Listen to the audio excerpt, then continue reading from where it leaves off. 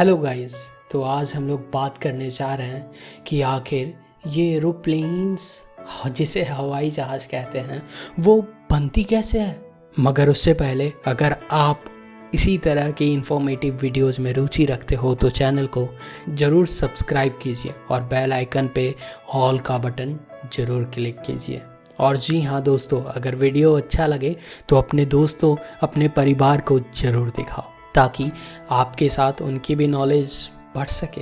तो बढ़ते हैं हमारी वीडियोज की ओर और जानते हैं कि आखिर ये हवाई जहाज़ बनती कैसे है। तो हवाई जहाज़ को बनाने के लिए सबसे पहले इन सीट्स कार्बन के सीट्स का इस्तेमाल किया जाता है, जिससे इसके आगे वाले हिस्से को तैयार किया जाता है और फिर उसे शेप देने के लिए इस मशीन का इस्तेमाल किया जाता है जिसे इंसान के द्वारा नियंत्रण किया जाता है। फिर ये आगे के हिस्से को तैयार कर इसके दूसरे हिस्सों को तैयार करने की प्रक्रिया शुरू होती है, जहाँ की इसके बीच वाले हिस्से, जहाँ की लोग कई कंपार्टमेंट में बैठते हैं, जहाँ की बिजनेस क्लास और कई सारे क्लास होते हैं, जो उन सीट्स वाले कंपार्टमेंट को तैयार किया जाता है। उसके बाद की बात करूँ तो उसके बाद इसके पीछे वाले पोर्शन को तैयार किया जाता है। फिर इन सभी पोर्शन को एक जगह ले जाया जाता है, जिसमें एक तरफ मशीन के द्वारा बनाई गई इसकी पंख रहती है, इसके आगे वाला हिस्सा रहता है और इसके पीछे वाला हिस्सा रहता है, जिसमें इंजन भी जोड़ी जाती है और फिर जोड़ने की प्रक्रिया की जाती है, जहाँ की सबसे पहले इनके पंखों को जोड़ा जाता है।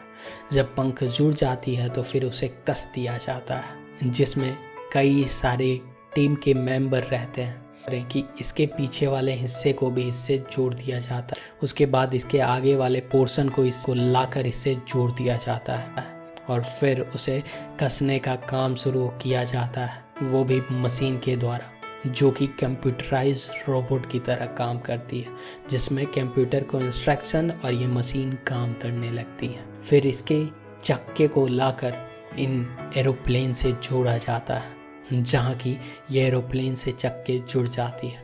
उसके बाद जैसे ही ये जुड़ जाती है फिर इसके इंटीरियर पार्ट्स को जोड़ना शुरू कर दिया जाता है, जहाँ की लगभग मिलियंस ऑफ पार्ट्स रहते हैं एरोप्लेन्स के, उन्हें एक एक करके जोड़ दिया जाता है, जैसा कि आप अपने स्क्रीन पर देख रहे हो।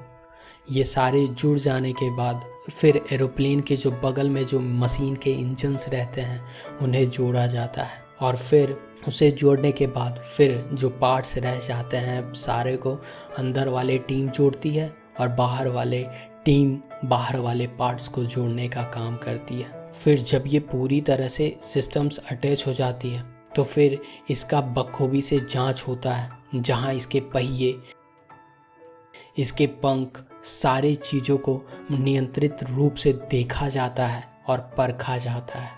तो फिर इसे पेंटिंग के लिए भेजा जाता है, जहां इसकी पेंटिंग के लिए वाइट रंग का इस्तेमाल सबसे पहले किया जाता है। इसकी सफाई और इसकी पेंटिंग शुरू होती है। उसके बाद इस पर कवर लगा दिया जाता है उन पोर्शन पर जहां वाइट ही रहनी है और उन पोर्शन को खाली कर दिया जाता है जहां की दूसरे रंगों से इसे ढाला जाता है। जब ये पूरी तरह से रंगों में परिवर्तन हो जाती है तो इसे कुछ देर के बाद इन सभी कवर को उतार दिया जाता है, जिससे ये सभी पेंट्स इस पर बखूबी चढ़ जाती है। और जब ये पूरी तरह से कलर हो जाती है फिर इसका ट्रायल लेकर इसे एयरपोर्ट पर भेज दिया जाता है। आज आपको पता चल ही गया कि आखिर एरोप्लेन बनती कैसे है। फिर मिलेंगे एक नई और इंटरेस्टिंग वीडियोज़ के साथ, तब तक के लिए जय हिंद।